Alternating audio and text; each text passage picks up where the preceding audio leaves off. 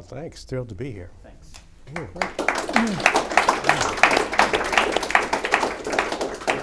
Aaron, thank you. Before we start, I also want to introduce another guest, and that is Connie Hurd, who Edgar had the wisdom to marry a while ago. She is a distinguished violinist and a professor of music also at Vanderbilt University, and a great friend of ours. So, Edgar, thank you for being here. Yeah. Thank you for talking. I know this is not. Thanks for being easy on me now, Mike. I will be. I'm not Megyn Kelly, so Okay. we won't start out that way. But Yeah. I want to start at the very beginning. You've been playing the bass since you were 5 years old. That's right. What was the first song you played? Well, my father was, he was trained as a Suzuki teacher, so I probably played Twinkle, probably just as he showed me to do it. Mm-hmm. So the bass is not, a stand-up bass is not necessarily the rock and roll fantasy instrument for somebody, for a young person. Why the bass? What was it about the bass that that spoke to you? My father played the bass, and he loved music like nobody that I can think of. And it was that enthusiasm that simply defined our house. And so I don't know why anybody would ever want to do anything else, whereas that's how it felt at that point. My association was so quick and immediate that I was really remarkably old before I realized it might not be a standard choice. Is the bass? I'm just curious. What if you didn't play the bass? What instrument do you think might have called to you? I don't actually know. My favorite instrument is the violin. I love what it can do. I played piano a bit, and I do remember in elementary school when we had a piano brought into the house, my grandmother's piano, that was probably very possibly the most exciting day of all of elementary school. I was so enraptured with the possibility of playing chords or playing two different things at once, but it was a very different feeling from the bass, which is just, I just completely identified with it, for lack of a better way to say it, just has my voice or who I was. And that was something that happened before, early enough that I don't remember life another way. Mm. So you have, your career is defined by by many things, but among them, a series of really intriguing collaborations. And I think they would also could also be described as unusual collaborations. The banjo, the guitar, the yo-yo ma, and the cello, and then the tabla. Yeah. How do you think about or gravitate towards the kinds of musicians and the kinds of instruments that you want to have, that you want to work with? Well, I'll hit it from two sides. Let me think about this. One side of it is simply that my father was he grew up on a farm, and he learned how to play. He and his brother got very excited about jazz, and so they both learned how to play bass. And then gradually, my father, well, not gradually, he went back to school later and learned how to read music and to use a bow. And but it was a house where there was a substantial record collection of classical and jazz music, and there was not more excitement about one or another. And I guess there was a fairly hybrid situation. It would be my own opinion that while it's a much more complicated subject than I could give in a sentence or two, many of the niches and definitions, or just the walls between different styles, are false. Sometimes they're very real, but in a lot of cases they're constructs for any number of reasons a huge number of which actually can be commercial. But and I'm oversimplifying, but I just really never had these kind of divisions in my own thinking, or at least they were a lot less than a lot of people. And part of it comes with the instrument. It's more common in a bass player than, say, than it would have been in a violinist at that point in time. But so there was just a feel, and to say it in some other words, when we hear a piece of music that was that's Japanese, we probably get most of it. It's using the same 12 notes. It's a lot, rhythm is also fairly universal, and we're able to comprehend it. It's more like it's a different dialect than if it's a different language. Whereas if we hear spoken Japanese, unless we can get something from the facial expressions, etc., we're not getting anything from the language itself. And music is just not that way. Mm-hmm. So it's a much more common tongue. And so that being said, I'm just interested in a lot of different musics. And so, and the different instruments that come with it turns out to be part of it. And then another way to hit this is, I'm often asked, it's a classical music thing especially, who's your teacher? Or, who was your teacher? And it really means who was your teacher in college? Where'd you go to college and who was your teacher? Mm-hmm. And people define themselves a lot by that. And I actually resist that extremely strongly. Mm-hmm. And the concept being, that my education, I've been extremely fortunate, but it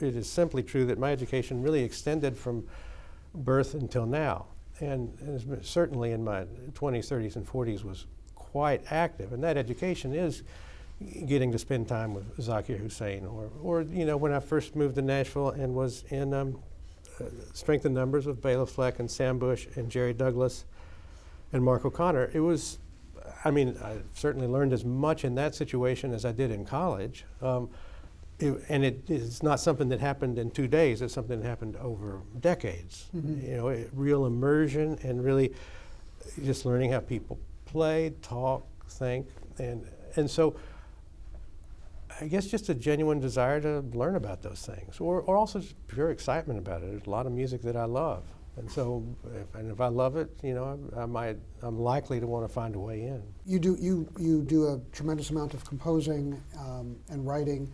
Can you, let me say that, and also you well know that I don't play music.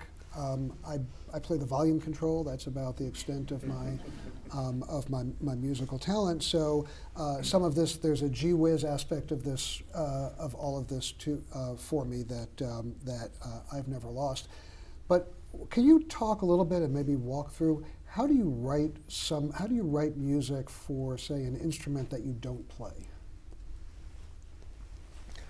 So how do you compose? How do you play the bass? You play the piano, but you write things that encompass many more instruments. How do you do that? Well, one of the things actually is that you actually play a few of the instruments a little bit. It's like. In bluegrass, there's most people play a few instruments. Mm-hmm. It's very common to see somebody comfortable, say, on a violin and on a guitar and on a mandolin. And additionally, and this is a weakness of mine, maybe they sing, maybe they... So anything with strings on it is... it's a combination of things. It's both that I could probably pick it up and mess with it a little bit, and I guess even starting in college, maybe I remember, say, with it really starting to study great violinists and cellists, because frankly, what they're doing is more interesting than what was going on bass, and more beautiful, really. But so I would want to chase. So you become kind of a student of the violin and of the cello, and that includes kind of learning what sounds good on them and what doesn't and why. And it probably helped me that I played in orchestras growing up.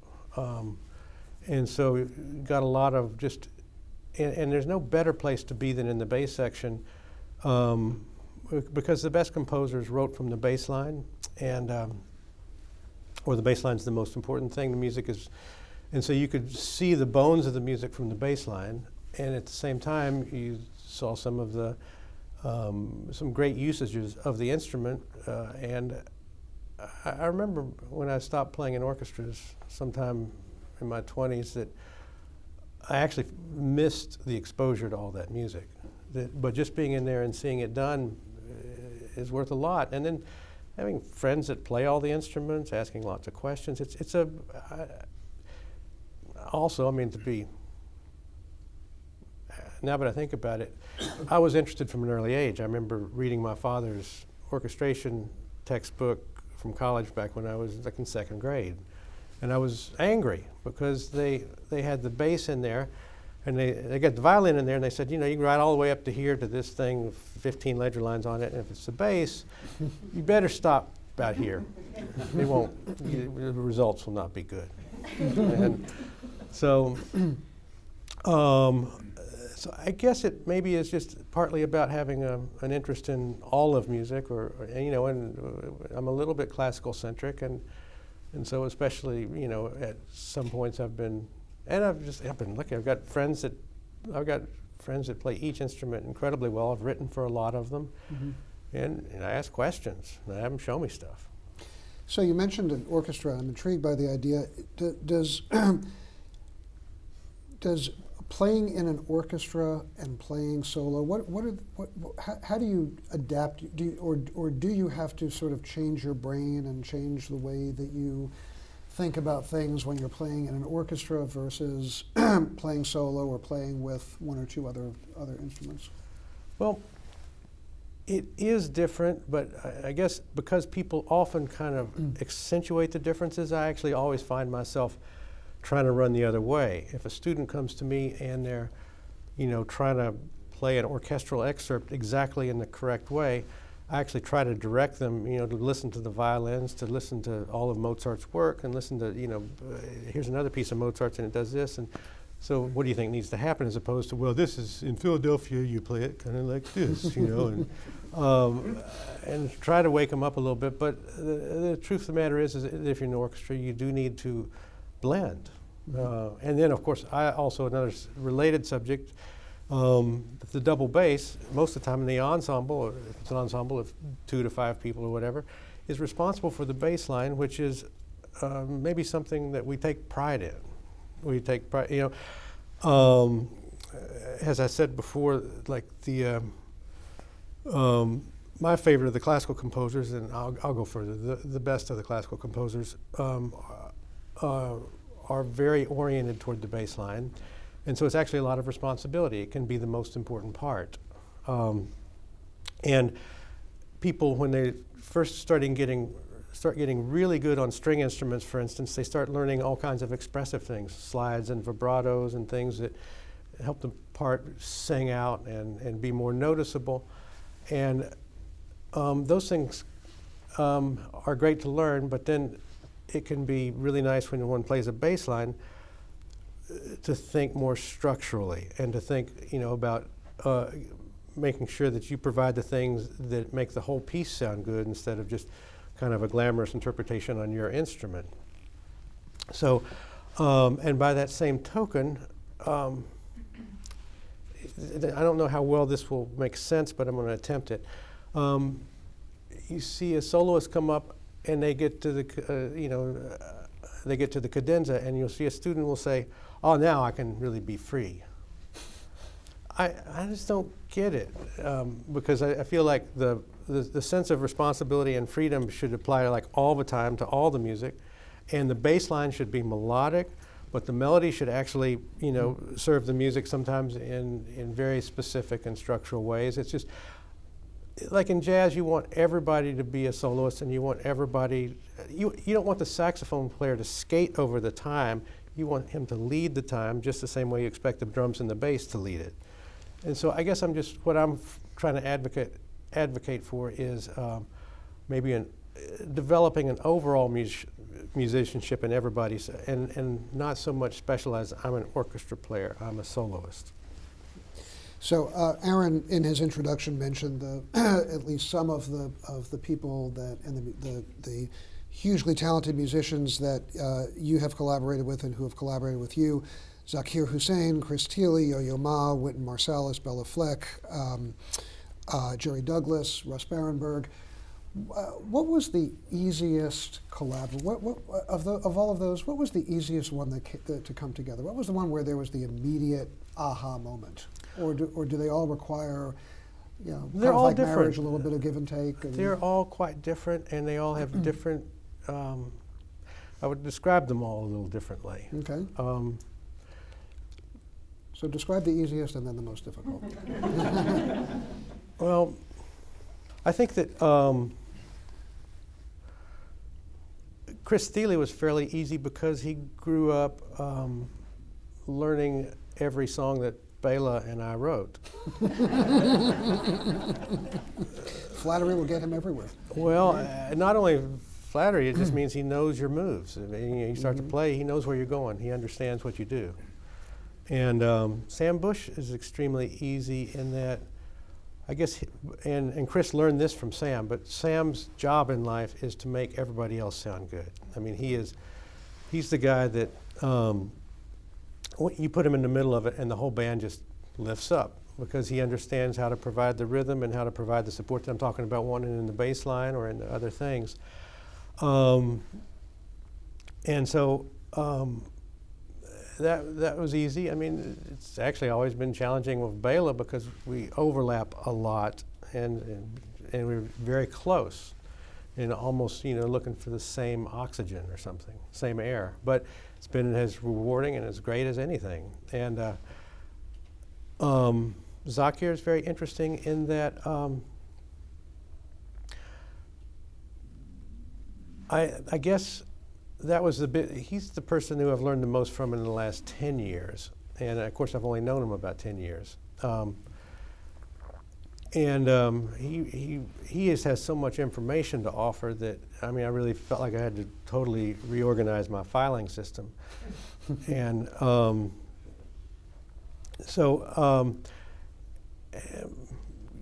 everybody's interesting in different ways, and about all these people, and some of them more than others, but all of them do share the attribute that they're quite gifted at making the other people they're working with comfortable, helping them kind of come out and do their best, which is actually not always one of my gifts.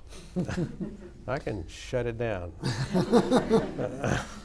So you are a tireless live performer, and you have played in stately conservatories and music halls, and you have played at bluegrass festivals and dive bars.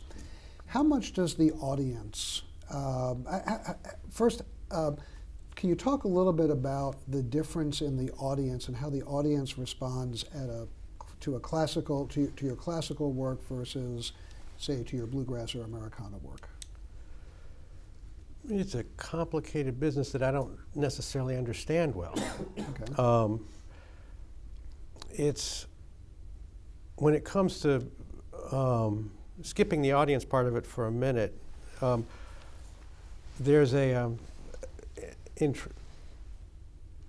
I would say that in playing in music that doesn't necessarily fit well into certain genres or more hybrid music, most of the time I have a way of playing it that I would think of just as being myself and not so much like this is how I play bluegrass and this is how I play classical.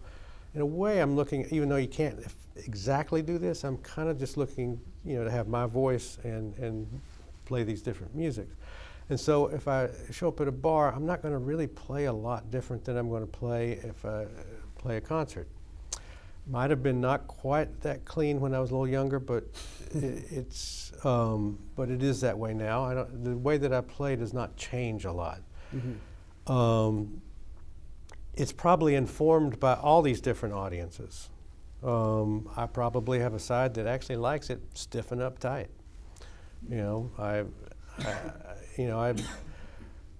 Sometimes people,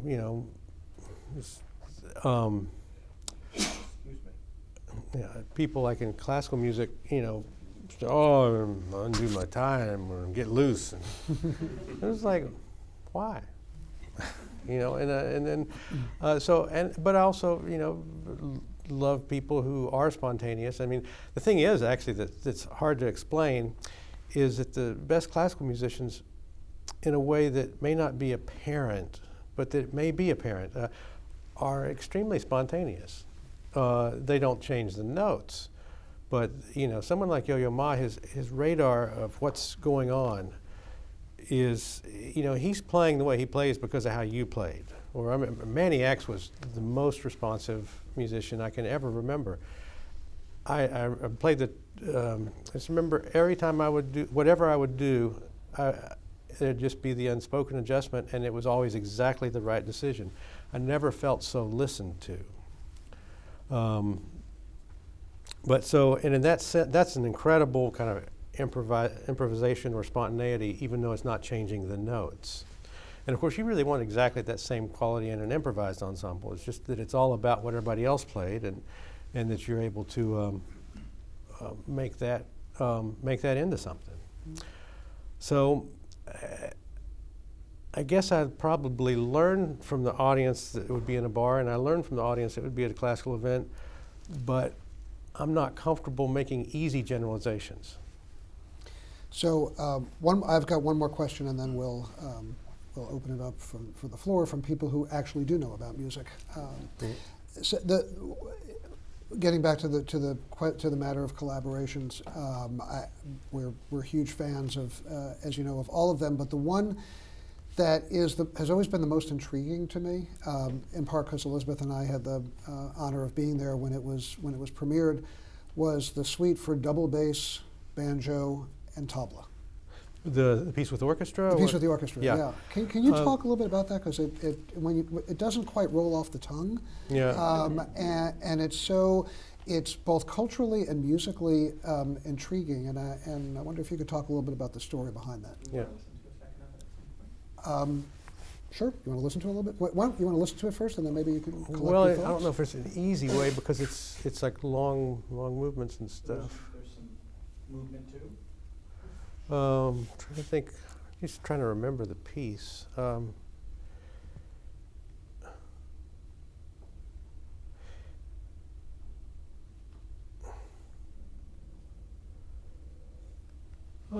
guess movement 2 is as good as anything. It's shorter, right? It's a shorter one. Yeah.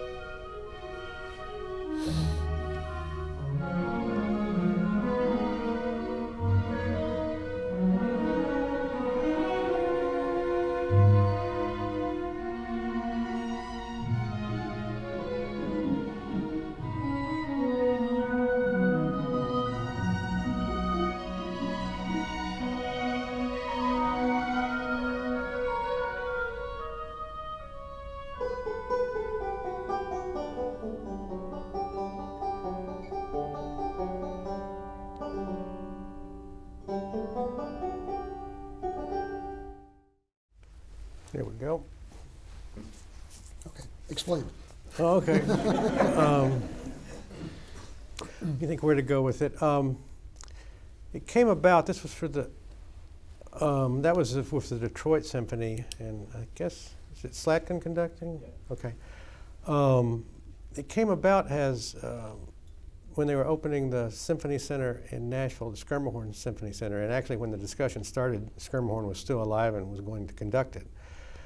And he died before it was opened. But they came to Bela and I or I guess Kenneth probably did, and came to Bela and I and asked if we'd like to write a piece for the two of us with the orchestra for the opening of the hall.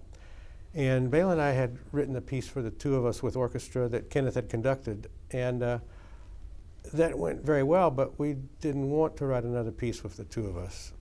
And so they came back and they said, well, if you could pick anybody in the world to bring in, who would you bring? And so I think that the only person who was really cleanly at the top of both of our lists was Zakir.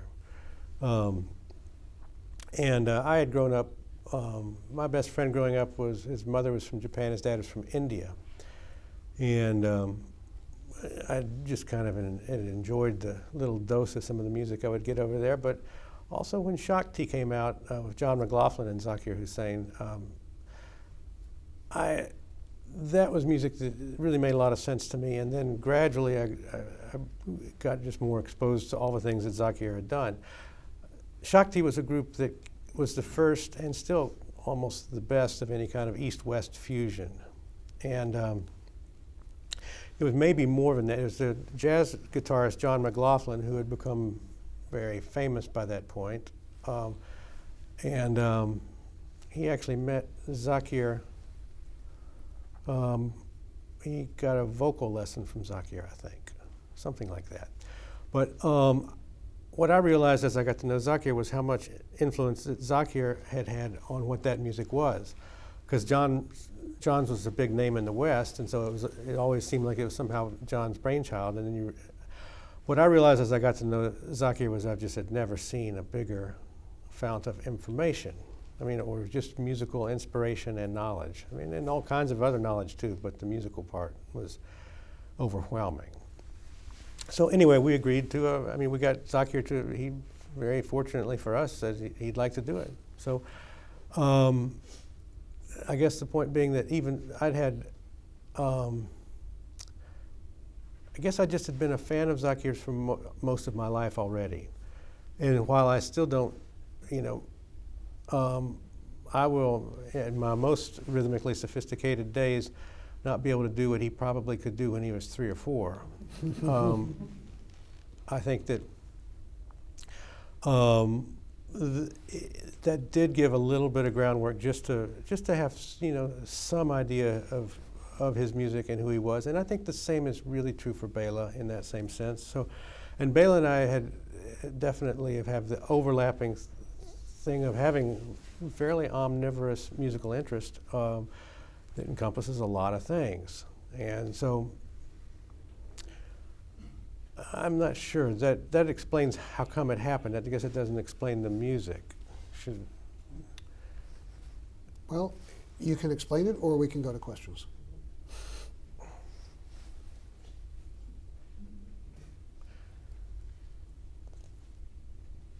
I'll go to questions, and if questions point me there, I'll go there. Okay, Yeah. that sounds perfect. Yeah. So we've got some time.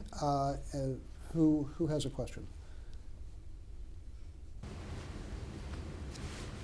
Maybe a couple of observations and then a question. Vice President Schoenfeld, I preceded you a half a dozen years and familiar with WXDU. I don't know if you had a hand in bringing in music from the Hearts of Space, but that was one program I remember. And I don't know if it's intentional or unintentional, but the designs on your tie are reminiscent of the plastic spindles on 45 RPM. It is entirely intentional. Yeah. All credit to Elizabeth. Mr. Meyer, I certainly have appreciated your work in pockets where I've been exposed to it. Early on, had a copy of the Telluride Sessions, and my wife and I used one winter's night as our music for our first dance.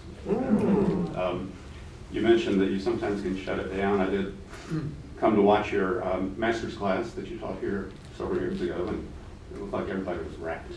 So, just having a deep appreciation for what each of you are doing here and the special events and extending this to the community. I'm curious on a broader scale about anything you might say about music education in specific or general ways to reach people who don't necessarily have a constituency, a mentor parent, or a mentor community, and any extent that you participate in that, in addition to something like this.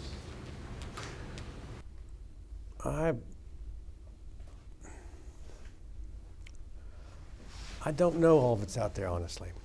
I know there are a lot of things that are going on these days. A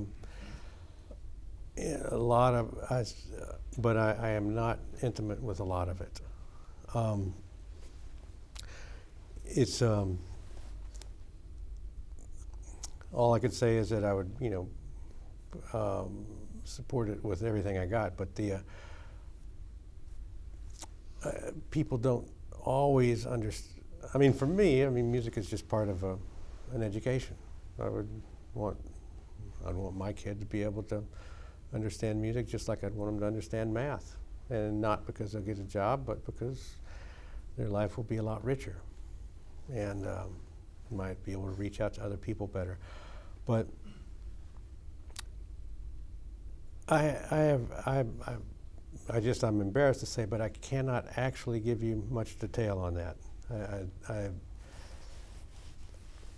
I see different reports, whether it's some of the things they try to do with Systema stuff, or whether it's just different people reaching out into some of those communities and trying to reach people. But I don't know the details. I apologize. Sir. I'm curious how much you play by yourself, daily or weekly, and whether that's something that's been consistent over your career or has changed?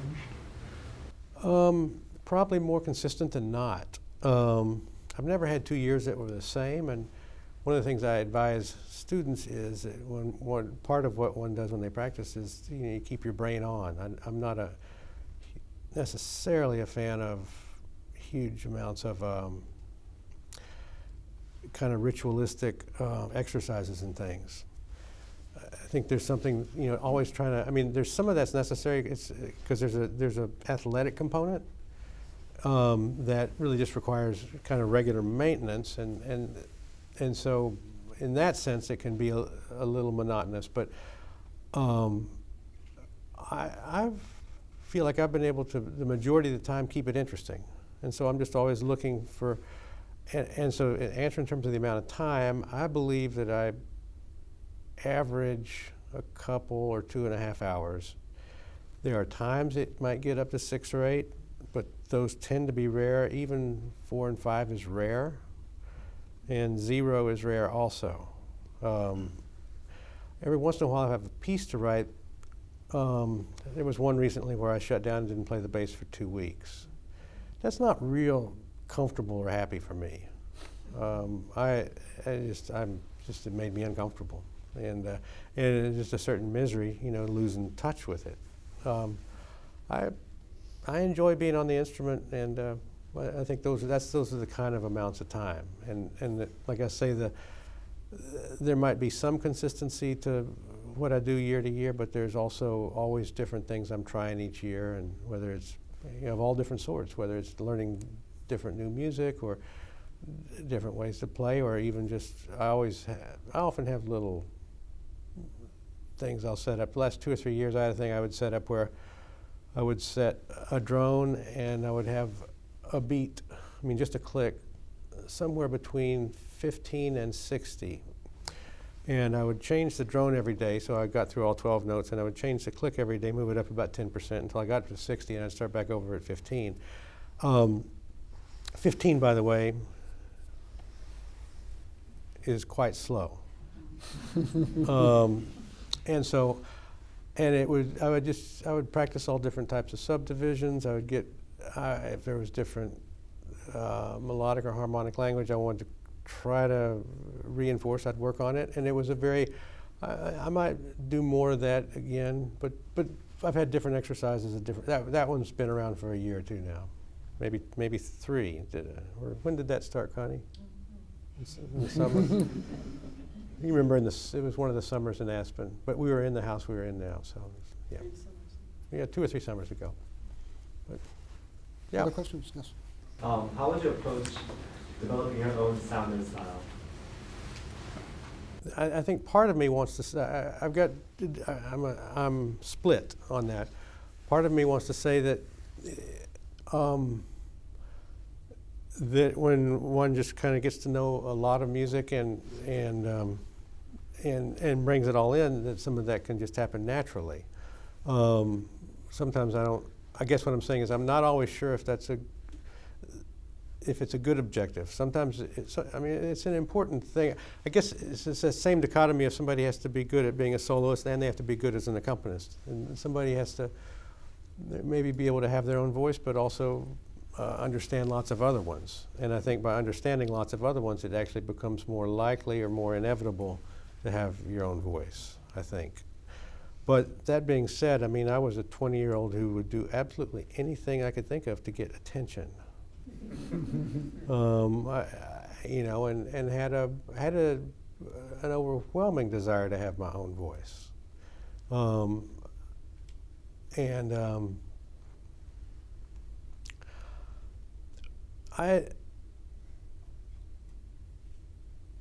kind of a believer in, like I say, learning as broad a base as one can musically, and then probably in learning to compose. Or having a creative component, a writing component. I mean, even Jascha Heifetz, Jascha's probably Heifetz is as distinctive as the voice as there was on the violin, or has been. And, but his pride and joy, he was just as proud of whatever the 50 arrangements that he did for violin and piano, which have some creativity to them. He may have written a piece or two, is that right? But there was a real creative component, and I think that gives a lot more depth to trying to create a voice, to have a creative component. It's the same even if it's a country singer, you immediately notice how the kind of critical people are real sensitive to whether the person really has a voice as a writer.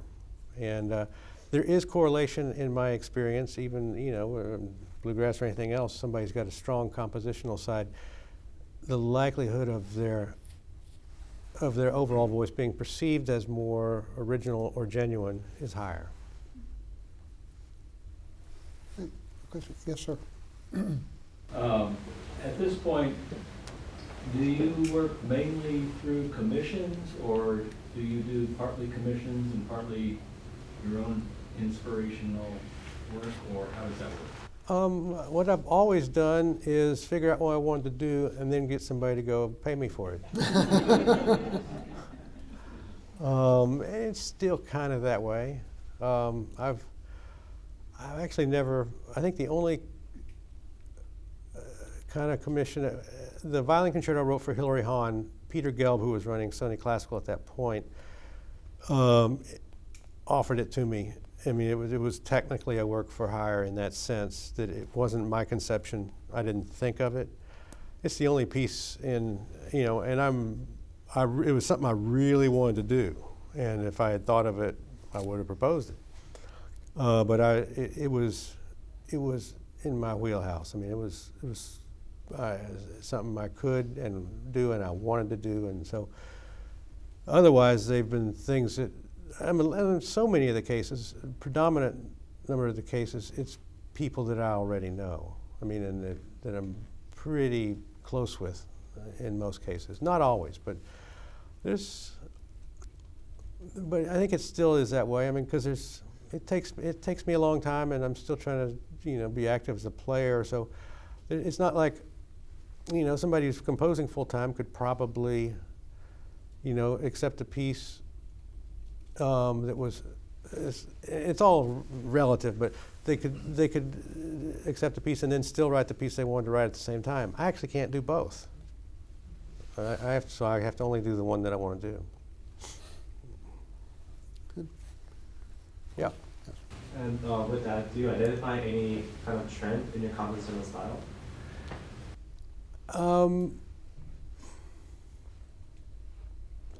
There's a lot of stuff in the last 10 years that's unrecorded, and it has tended to be a little less folky and a little pushier harmonically. But I'm not saying it'll stay there. But I've gotten a little more interested in. I'm always trying to learn something. I'm trying to learn to do something that I don't know how to do now, and so. And that will probably continue in one form or another. But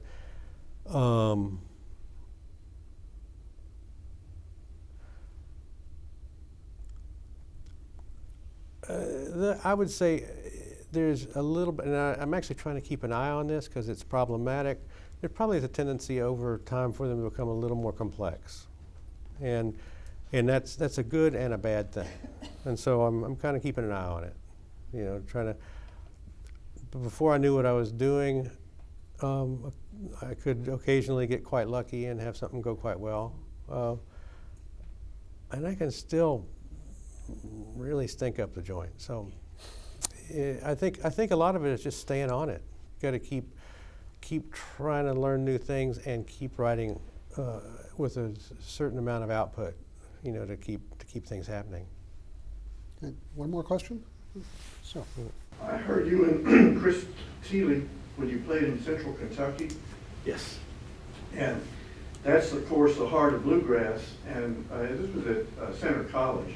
Mm-hmm. And I talked to a bunch of people after the concert, and you defied almost all of their you and Chris defied almost all of their expectations for what they expected to hear. And the most curmudgeonly comment I heard after the concert was, it's like listening to Schoenberg the whole evening. And I know you're just coming from the heart, you're coming from what you want to do, but you really perplex people. The people like you and Bella and Chris really do perplex people because they don't know what to expect. Is this in any way a problem, or makes you really happy? I'm not happy or sad about it. I do want to reach people, but I also want to keep exploring. And I had kind of a tier. People will say stuff like, I don't listen to critics. What do they matter? I care about reviews. I care about what people say, but I have a tiered response. I care what I think. And then secondarily, I care what my close musical friends think. Third, I care a lot about what the audience thinks. And yes, fourth, I do care what critics think. But when at the end of the day, I'm going to trust my instinct. And Chris has a little easier time with the bluegrass people than I do in a way, even though I know he bothers a lot of them, in that he's more of an expert on it than I am. I mean, he's going to know more about the subject than the people who that's all they do. And so he can make reference to it in a way that's probably a little deeper than what I would. But yeah, I'm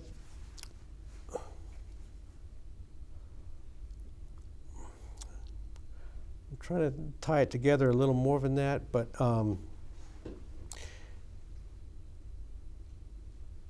no, I can't. I care, but I don't.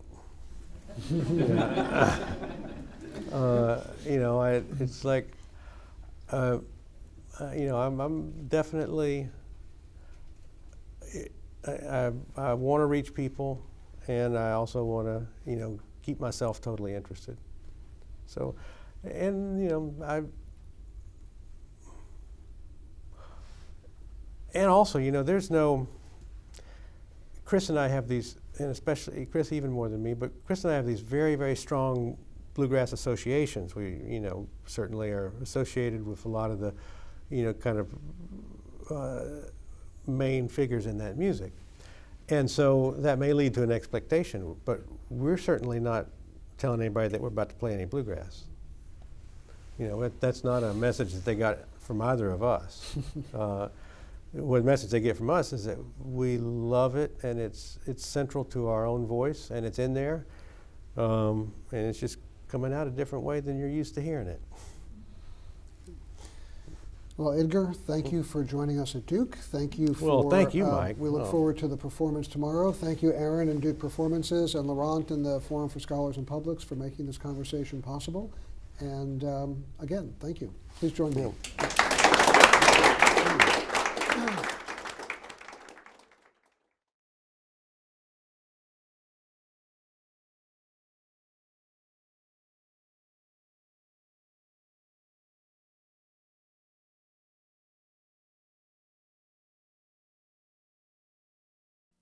Produced by Duke University, online at duke.edu.